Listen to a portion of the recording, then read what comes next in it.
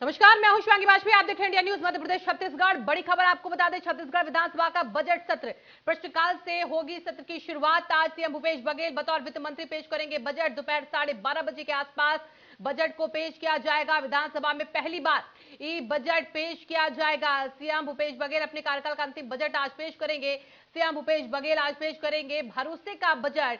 1,10,000 करोड़ से बड़ा हो सकता है ये आज का बजट।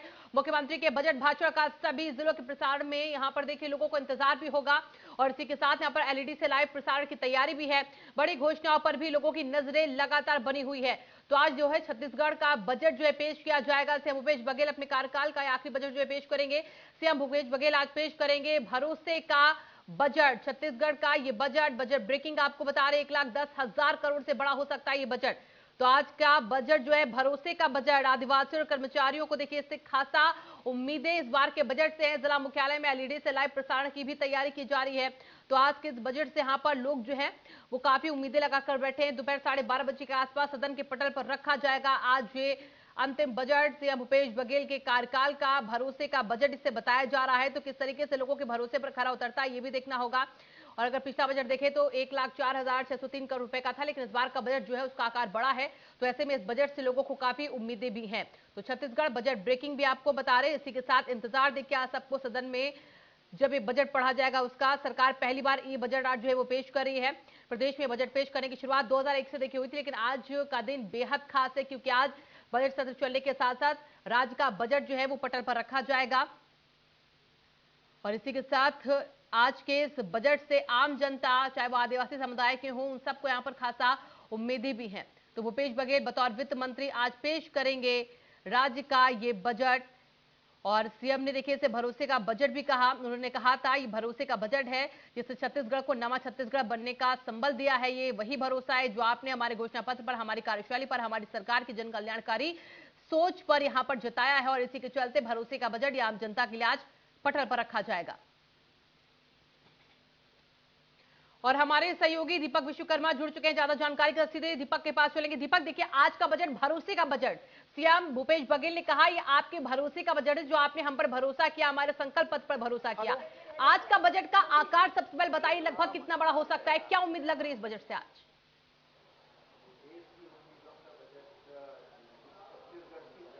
देखिए 1,10,000 करोड़ से आसपास ये बजट होगा। और सबसे महत्वपूर्ण बात यह है कि बजट का जिस तरीके से आकार बढ़ता चला गया, 5700 करोड़ के आसपास का बजट हुआ करता था जब रामचंद्र सिंह देव ने पहली बार छत्तीसगढ़ में बजट पेश किया था। 2000 में जब छत्तीसगढ़ की स्थापना हुई उसके बाद 5700 करोड़ के आसपास जो छत्तीसगढ़ के पहले वित्त मंत्री थे रामचंद्र सिंह देव, उन्होंने पहला बजट पेश किया था। जब पहला बजट पेश किया गया तो ये समझा जा सकता है कि किस तरीके से छत्तीसगढ़ बना था, छत्तीसगढ़ का आकार था, उस आकार के हिसाब से ये बजट पेश किया गया था। लेकिन आज जब 22-23 का बजट पेश किया जा रहा है तो ये समझा जा सकता है कि ये बजट 1,10,000 करोड़ के आसपास का होगा। सबसे महत्वपूर्ण बात यह है कि जो अभी मौजूदा स्थिति है, तमाम ऐसी सरकार की योजनाएं, चाहे वो नियमितीकरण हो, चाहे वो बेरोजगारी भत्ता हो, और सरकार की तमाम ऐसी योजनाएं जो भेंट मुलाकात के समय मुख्यमंत्री भूपेश बघेल ने तमाम जिलों में जाकर घोषणा की थी, चाहे वो बस्तर हो, सरगुजा हो, रायपुर हो, दुर्ग हो, बिलासपुर, इन पांचों संभाग में जिस तरीके से जिन योजनाओं की बात की गई थी, जिस तरह का अमली जामा पहनाया गया था, आज वो भी बजट में परिलक्षित होता नजर आएगा। तो ये समझा जा सकता है। देखिए सबसे महत्वपूर्ण बात है, हमारे साथ गृह मंत्री ताम्रध्वज साहू जी भी हैं, पीडब्ल्यूडी का जिम्मा है और तमाम दूसरे विभाग है। नाम दिया गया है उम्मीदों का बजट। कितनी उम्मीद छत्तीसगढ़ की 3 करोड़ जनता रखे आपसे इस बार? पूरी तौर पर उम्मीद रखे। 100% जनता को उम्मीद रखना चाहिए, क्योंकि पिछले 4 वर्षों में माननीय मुख्यमंत्री जी ने जो बजट पेश किया, पिछले 4 वर्षों में बजट का जो परिणाम आया जनता के हित में, सबके सुख सुविधा के हित में, तो इस बजट को भी छत्तीसगढ़ की जनता की उम्मीदों पर पूरा खरा उतरेंगे, ये हमारा पूरा विश्वास है। और माननीय मुख्यमंत्री जी उसी तरह ये बजट पेश करेंगे। इसीलिए उम्मीदों का बजट है। जो परिस्थिति प्रदेश में बनी है, जिस तरीके से दिल्ली से टसल है और तमाम चीजें, इसके बीच भी उम्मीद जगाई जा रही है। ये उम्मीद की परिभाषा को जरा आप बताएंगे? उम्मीद जगाई जा रही है ऐसी बात नहीं है, उम्मीद पर हम खरा उतरे हैं। कितना भी हमारा पिछले 5-7 महीने या 1 आध साल में अनेक घटनाक्रम केंद्र के द्वारा सामने रखा गया, उसके बावजूद किसी भी प्रकार का बिना डर बिना झिझक के सारी योजनाओं को क्रियान्वित किया गया, जिसको छत्तीसगढ़ की जनता ने पसंद किया है, स्वीकार किया है। और उसी लिए छत्तीसगढ़ की जनता की उम्मीद वर्तमान बजट से भी है और माननीय मुख्यमंत्री जी उसको इस बजट में जरूर पूरा करेंगे। 1,10,000 करोड़ के आसपास का कयास लगाया जा रहा है कि बजट हो सकता है, क्योंकि 5700 करोड़ से बजट की शुरुआत हुई थी जब छत्तीसगढ़ की स्थापना हुई थी। आज हम 1 लाख करोड़ को पार करने वाले। क्या लगता है इस बार क्या कुछ हो सकता है, क्योंकि आप चुनाव में भी इस साल जाएंगे, जनता को भी बहुत उम्मीदें हैं, तो कैसे उसको पूरा करेंगे और क्या लगता है? 57,000 करोड़ से 1,10,000 करोड़ जाना ही प्रदर्शित करता है कि माननीय मुख्यमंत्री जी ने काम किया है और उम्मीदों पर खरा उतरे हैं। रही सवाल बजट में क्या होगा, ये तो गोपनीय चीजें होती हैं। बजट जब खुलेगा तो छत्तीसगढ़ ही नहीं पूरे देश के लोग देखेंगे कि किस प्रकार से हमारे मुख्यमंत्री जी ने छत्तीसगढ़ के आम जनता के लिए सोचा और उसको पूरा किया। एक आखिरी सवाल है, पहला बजट, एक आखिरी सवाल है। रामचंद्र सिंह देव ने पहली बार बजट पेश किया गया, फिर अमर अग्रवाल की बारी आई, फिर डॉक्टर रमन सिंह आए, अब मुख्यमंत्री भूपेश बघेल। किसको बेहतर वित्त मंत्री मानते हैं? देखिए, उस समय की परिस्थिति अलग थी जब रामचंद्र सिंह देव जी बजट पेश किए, तब 5,000 करोड़ का बजट था। आज की परिस्थितियां अलग है। उस परिस्थिति में उन्होंने जो बजट पेश किया, अच्छा बजट पेश किया।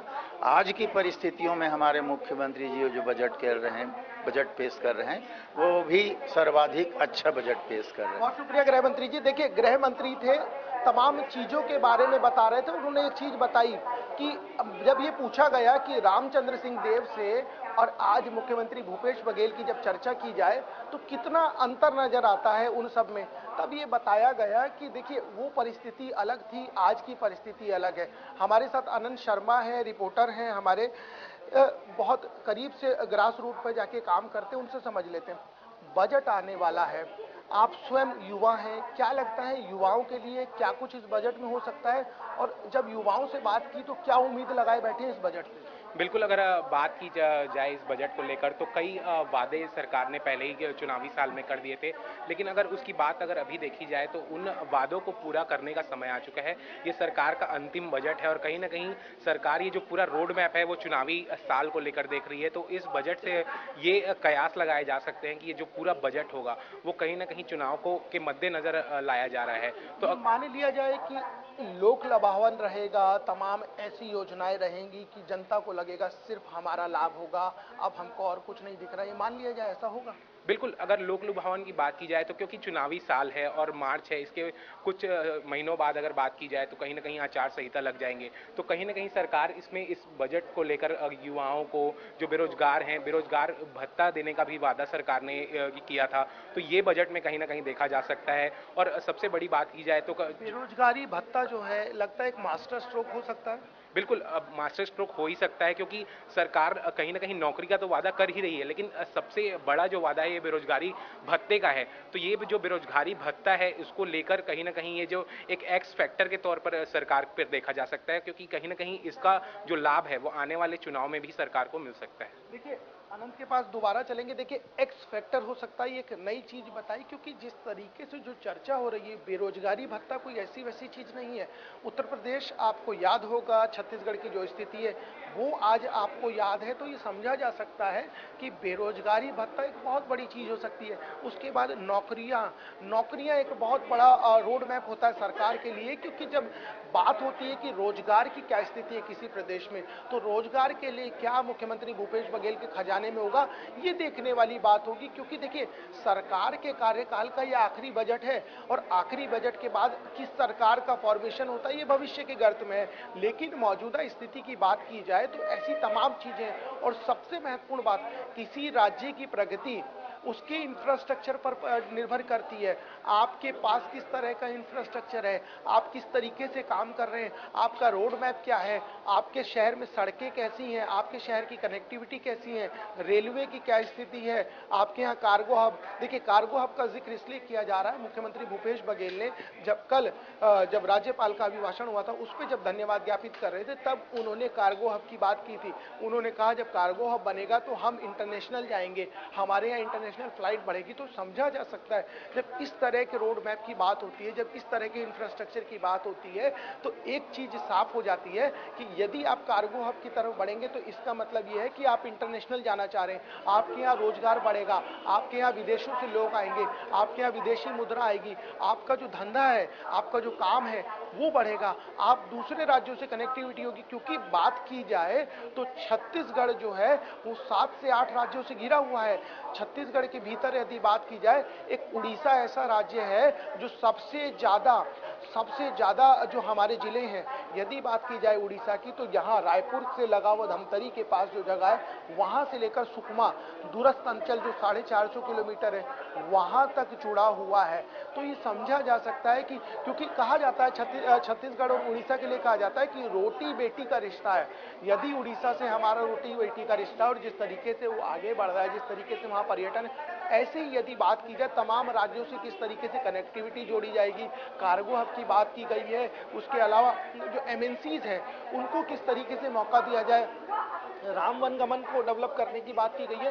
तो बहुत सारी ऐसी चीजें हैं जिसको ध्यान में रखा जाएगा। क्योंकि जिन अंग्रेजी स्कूलों की बात मुख्यमंत्री भूपेश बघेल करते हैं उनके लिए यदि बात की जाए, वो आत्मानंद स्कूल है, उसका कितना लाभ मिलेगा, उसमें क्या बजट के लिए हो सकता है। तो बजट की तमाम प्रावधान है जो आम जनता से सीधा जोड़ा जाएगा। और सबसे महत्वपूर्ण बात यह है कि एक चीज के कयास ये भी लगाए जा रहे हैं, जब मुख्यमंत्री भूपेश बघेल भेंट मुलाकात में पहुंचते हैं तो वहां सब लोग यही बताते हैं कि साहब चावल तो मिल रहा है, साहब दाल तो मिल रही है, साहब आटा तो मिल रहा है, साहब नमक तो मिल रहा है, लेकिन सिलेंडर बहुत महंगा है। जिस तरीके से उत्तराखंड में जो योजनाएं बनाई गई थी, जो खाका खींचा गया था, और राजस्थान में जिस तरीके से जो रेट है उसके हिसाब से क्या कोई नई लकीर खींची जा सकती है, क्या कुछ बजट में प्रावधान किया जा सकता है, ये देखने वाली बात होगी। इसके इतर यदि बात की जाए, जिस गांव गरीब किसान की बात की जाती है, जिस सुराजी गांव की बात की जाती है, जो नारा मुख्यमंत्री भूपेश बघेल ने बुलंद किया था,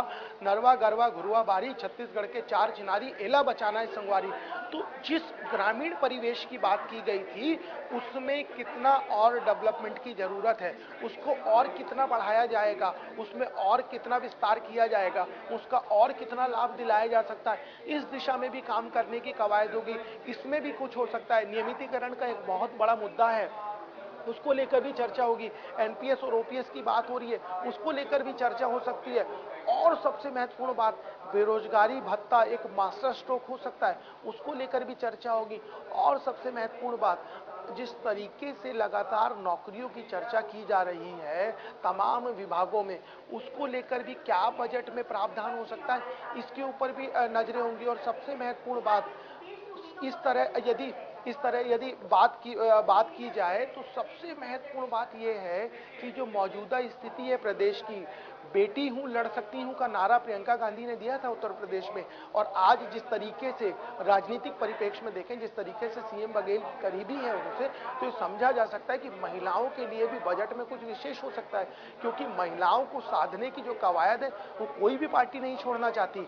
यदि आज बात की जाए, छत्तीसगढ़ की बहुत अच्छी स्थिति है महिलाओं की, क्योंकि महिलाओं को यदि बात किया जाए छत्तीसगढ़ असेंबली में, तो महिलाओं को बहुत बेहतर तरीके से यहाँ रिप्रेजेंटेशन छत्तीसगढ़ का कर रही है। तो ये तमाम चीजों को यदि विस्तार पूर्वक देखा जाए, क्योंकि 5700 करोड़ के बजट से शुरुआत हुई थी सन 2000 में जब छत्तीसगढ़ की स्थापना होती है, और उसके बाद आज हम खड़े हुए हैं 2023 में 1 लाख से ज्यादा का बजट पेश करने की सरकार की कवायद है, इंफ्रास्ट्रक्चर में काम करने की कवायद है, और भी बहुत सारी चीजें हैं जिसमें काम करने की कवायद हो। तो समझा जा सकता है। हमारे साथ भारतीय जनता पार्टी के विधायक हैं सौरव सिंह, और आईएएस की तैयारी भी कर रहे थे, उसके लिहाज से भी समझा जा सकता है। सरकार ने नारा दिया है उम्मीदों का बजट, किससे उम्मीद चाह रही है सरकार? देखिए, सबसे बड़ी चीज है कि जनता को सरकार से अब कोई उम्मीद नहीं है। क्योंकि जिस जन घोषणा पत्र के वादों पर जनता ने विश्वास किया और इनको वोट किया, वो वादों को इन्होंने पूरा नहीं किया। ये तो प्योरली चुनावी बजट है और जो जन घोषणा पत्र का इन्होंने वादा पूरा नहीं किया, अब एक ये नया पुलिंदा लेके खड़ा कर रहे हैं और ये इनका जो घोषणा पत्र होगा उसका एक ये आईना है। घोषणा पत्र का आईना ये मान लिया जाए, इसी साल सितंबर के आसपास चुनाव है, बहुत कम समय बचा है, ये माना जाए लोक लुभावन रहेगा, बहुत सारी ऐसी योजनाएं रहेंगी जो जनता से सीधा कनेक्ट कर दें। देखिए, अभी तो मुख्यमंत्री जी कुछ भी घोषणा कर देंगे, इसीलिए मैं बोल रहा हूं चुनावी बजट है। घोषणा का क्रियान्वयन और जनता को इसका लाभ मिलना, लाभ नहीं मिलेगा और घोषणा का कोई क्रियान्वयन नहीं होगा, क्योंकि जो वित्तीय परिस्थितियां हैं वो वित्तीय परिस्थितियां ऐसी हैं, 90% जो आपका पैसा है वो पैसा रेवेन्यू एक्सपेंडिचर और कमिटेड एक्सपेंडिचर की तरफ जाता है। इस टेक्निकलिटी को समझूंगा मैं, आपने जो अभी जिक्र किया इसको टेक्निकल भाषा को थोड़ा विस्तार पूर्वक समझाएंगे। आपने कहा कुछ भी घोषणा कर देंगे, यदि कुछ भी घोषणा कर देंगे तो जो वित्त विभाग का जो पूरा खाका है, जो पूरी लिस्टिंग है, आपने कितना कमाया, कितना खर्च करना है, उसको कैसे बैलेंस किया जाएगा? देखिए, छत्तीसगढ़ सरकार का 57% पैसा जो है वो कमिटेड एक्सपेंडिचर है। कमिटेड एक्सपेंडिचर माने इस विधानसभा को चलाने के लिए, मंत्रालय को चलाने के लिए, अधिकारियों की तनख्वाह बांटने के लिए, सरकार के मंत्रियों की गाड़ी में तेल भरवाने के लिए, ये कमिटेड एक्सपेंडिचर है 57%। अगर उसको सरकार रोकती है तो सरकार का पहिया रुक जाता है। उसके बाद आपका रेवेन्यू एक्सपेंडिचर है। रेवेन्यू एक्सपेंडिचर ऐसा है जिन योजनाओं के ऊपर आपका कमिटेड पैसा है, आपको पेंशन देना है, आपको अन्य जो योजनाएं लगातार चल रही हैं उन योजनाओं के लिए आपने जो कमिटमेंट किया है वो कमिटमेंट करना है। उसके बाद आपके पास बचता कितना है, 10% की जगह बचती है कैपिटल एक्सपेंडिचर के लिए।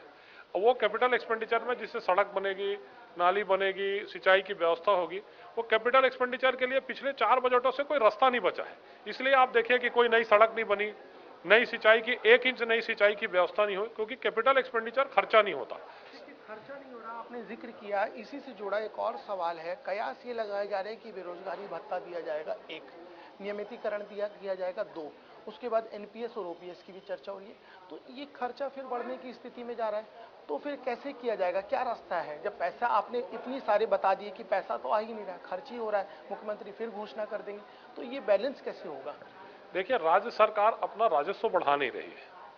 उसका आपको मैं उदाहरण देता हूं। मैंने विधानसभा में 2 दिन पहले प्रश्न लगाया था। राजस्व जो आबकारी से जो पैसा आता है वो पैसे की ग्रोथ ही नहीं है। आप 5%, 6% भी आपका आबकारी का रेवेन्यू नहीं बढ़ रहा है। तो जब आपका रेवेन्यू नहीं बढ़ेगा, आपकी कमाई नहीं बढ़ेगी, तो आप खर्चा कैसे करेंगे? मैं तो कुछ भी बोल दूं, बच्चे को, मैं अपने घर के बच्चे को ये बोल दूं कि मैं आपको कल चॉकलेट दूंगा, चॉकलेट के लिए मेरे जेब में पैसा रहेगा तो चॉकलेट खिलाऊंगा।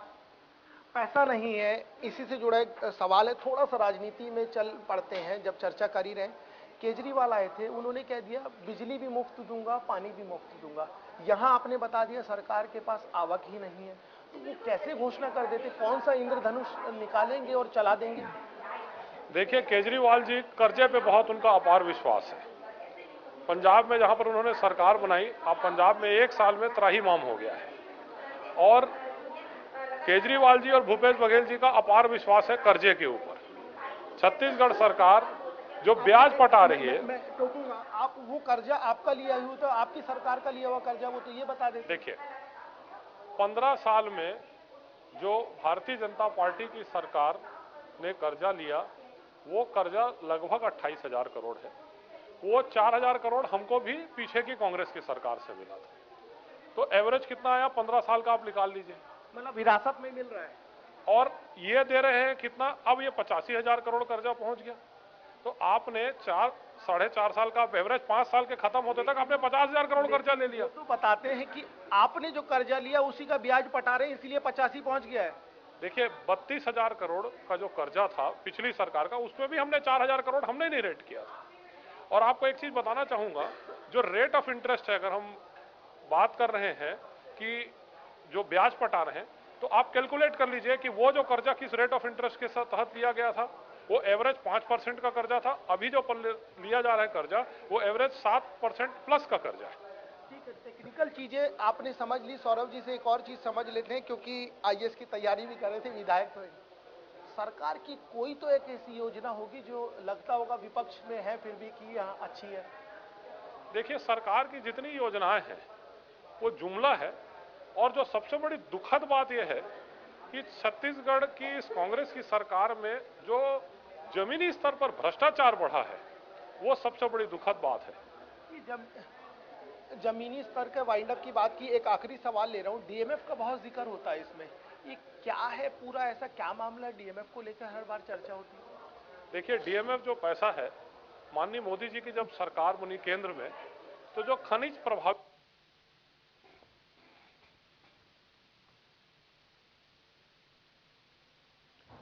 हमारे सहयोगी देखिए लगातार वहां पर विधानसभा में जो लोग पहुंच रहे हैं, चाहे बीजेपी की तरफ से नेता पहुंचे हो, चाहे वो पार्टी यानी कि जो सत्ता पक्ष है कांग्रेस की तरफ से लोग पहुंच रहे हो, सबसे एक एक करके चर्चा करें। लगातार इस पर हमारी नजर बनी रहेगी, लेकिन अब एक वक्त छोटे से ब्रेक का फौरन